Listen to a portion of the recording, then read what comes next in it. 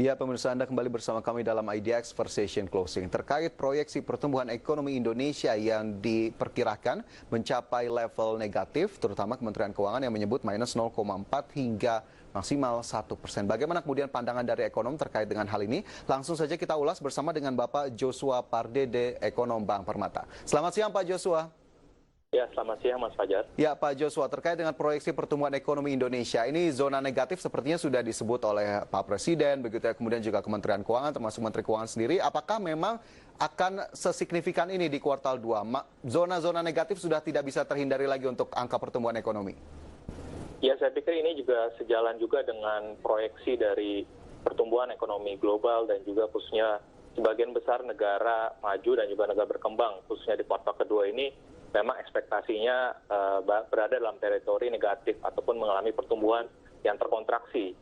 Sama halnya juga dengan kondisi di Indonesia, di mana kita tahu bahwa di awal kuartal kedua ini pemerintah memberlakukan PSBB ya, di berbagai daerah di Indonesia. Sehingga memang kalau kita lihat dari sisi produksi ini juga mengalami penurunan cukup signifikan. Sektor manufaktur, sektor perdagangan, dan juga sebagian besar sektor produktif lainnya. Dan di sisi permintaan kita juga melihat bahwa dampak dari PSBB tersebut juga berdampak cukup negatif ya, khususnya buat konsumsi rumah tangga dan juga investasi yang diperkirakan juga mengalami kontraksi.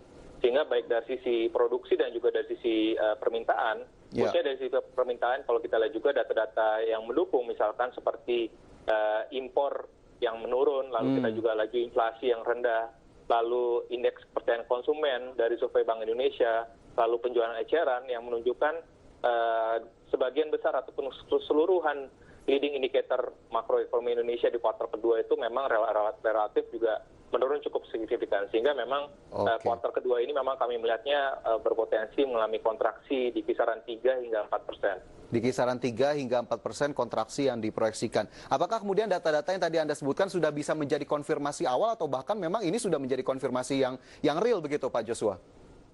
Ya, ini kan kita lihat masih prediksi ataupun dari leading indicator-nya. Tentu kita masih perlu menunggu data data resminya yang akan dirilis oleh BPS di awal bulan Agustus mendatang, gitu ya, khususnya kuartal kedua. Tapi memang ya ini yang tadi saya katakan bahwa kondisi dari ekonomi global dan juga Indonesia sama ya, bahwa di kuartal kedua ini aktivitas ekonomi cenderung menurun tajam, dan baik dari sisi permintaan dan juga dari sisi produksi. Sehingga makanya memang bisa di probability untuk mengalami kontraksi itu cukup besar ya dibandingkan untuk mengalami pertumbuhan yang positif. Karena mungkin salah satu negara yang diperkirakan pertumbuhannya positif yaitu adalah Tiongkok. Ya, karena sebelumnya juga Tiongkok di kuartal 1 itu memang sudah turun negatif sampai 7% ya, turun cukup tajam itu. Oke, lantas apa kemudian yang masih harus diantisipasi, terutama oleh pemerintah, Pak Joshua, untuk kemudian agar kontraksinya tidak lebih dalam lagi? Ya, memang kalau kita lihat dari sejak bulan April awal ya, ini kita lihat bahwa pemerintah mengeluarkan Perpu yang saat ini sudah menjadi Undang-Undang Nomor 2 2020 ya, dan juga pemerintah juga mengeluarkan kebijakan ataupun stimulus yang extraordinary ya di tengah kondisi yang unprecedented seperti ini gitu ya, dengan mengeluarkan kebijakan stimulus program pemulihan ekonomi nasional yang berjumlah sekitar 665,2 triliun. Dan ini diarahkan ataupun diarahkan untuk menjaga daya beli masyarakat ya, karena kita lihat juga alokasinya ada untuk anggaran kesehatan, untuk social safety net ya, untuk dukungan untuk UMKM dan juga korporasi, dan juga insentif untuk usaha. Saya pikir memang ini cukup memberikan dampak ya untuk bisa membatasi kontraksi lebih jauh lagi di kuartal ketiga. Namun demikian memang kita berdasarkan laporan juga dari Kementerian Keuangan bahwa penyerapan dari anggaran tersebut yang berjumlah 695,2 triliun tersebut memang masih terbilang masih rendah ya. Masih cukup terkendala begitu ya? Betul, karena memang sebagian besar stimulus kebijakan itu masih dalam tahap regulasi dan juga verifikasi data ya, sehingga harapannya bahwa nanti di bulan Juli ini kita harapkan akan lebih cepat lagi ya untuk penyerapan dari anggaran pemulihan ekonomi nasionalnya. Oke, penyerapannya cukup rendah. Lantas apakah bisa kita bilang bahwa efektivitasnya juga belum terlihat akhirnya dari hal tersebut? Ya, itulah makanya yang akan mempengaruhi ya, khususnya di kuartal kedua memang relatif dampak dari stimulus pemerintah tersebut memang relatif kecil sekali dampaknya buat perekonomian. Dan tentu makanya kita berharap bahwa di kuartal ketiga ini, khususnya di awal kuartal ketiga ini, pencerapannya akan lebih cepat lagi sehingga itu makanya yang terkait juga dengan proyeksi dari Kementerian Keuangan ya, bahwa dalam skenario yang sangat berat memang berpotensi negatif 0,4%, tapi dalam skenario yang berat artinya bisa tumbuh di kisaran 1%. Oleh sebab itu makanya untuk mengejar target 1% ataupun dalam skenario berat, makanya pemerintah perlu mempercepat realisasi penyerapan stimulus ya, khususnya di kuartal ketiga ini. Secara khusus lagi adalah bagaimana untuk yang pos-pos yang sangat krusial, yaitu tadi terkait juga dengan kesehatan, jaring pengaman sosial, lalu dukungan untuk UMKM ya melalui dana penempatan ke bank dan juga dan subsidi suku bunga dan juga insentif buat sektor usaha melalui insentif pajak, ini benar-benar harus dipercepat penyerapannya sehingga itu yang kita lihat bahwa baik dari sisi permintaan dan juga sisi produksi ini semuanya akan memberikan stimulus ya, akan mengalami dampak yang positif ya, at least kita berharap di akhir kuartal ketiga ataupun di awal kuartal keempat. Oke, jadi realisasinya ditunggu agar kemudian nanti multiplier efeknya tercipta begitu ya bagi seluruh sisi. Lantas jika saya tanya begitu, sudah cukup atau tidak sih Pak kebijakan yang sudah dikeluarkan oleh pemerintah baik dari sisi alokasi ataupun instrumennya sendiri, atau Anda lihat masih banyak celah yang sebetulnya masih bisa saja pemerintah mengeluarkan instrumen lebih lagi? Ya, memang dari awal juga pemerintah sudah melakukan refocusing anggaran ya, realokasi anggaran-anggaran rutin yang di dalam kondisi normal itu bisa sangat dihemat ya untuk dialokasikan untuk penanganan COVID ini.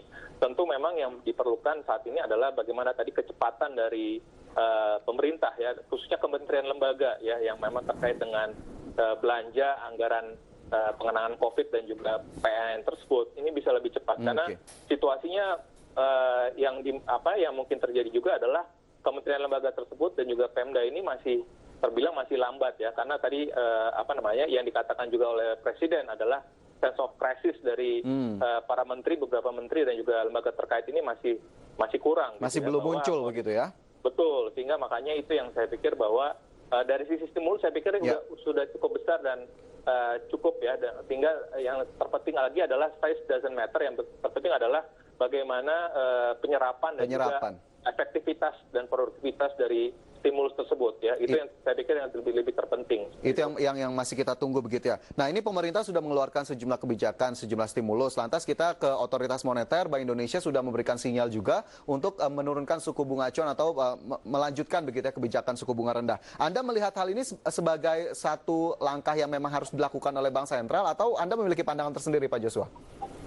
Iya, saya pikir kalau kita lihat dari sisi otoritas moneter ya, memang ruang pelonggaran kebijakan moneter khususnya ruang penurunan suku bunga acuan BI masih terbuka ya, dengan beberapa indikator tadi yang saya sampaikan bahwa yang pertama adalah inflasi dari permintaan ini masih relatif rendah ya, yang menunjukkan bahwa daya beli masyarakat juga cenderung juga lemah. Yang kedua juga adalah defisit transaksi berjalan yang diperkirakan juga ini menurun ya, seiring dengan ekonomi domestik yang melambat ini karena impornya yang diperkirakan akan melambat lebih dalam dibandingkan ekspor.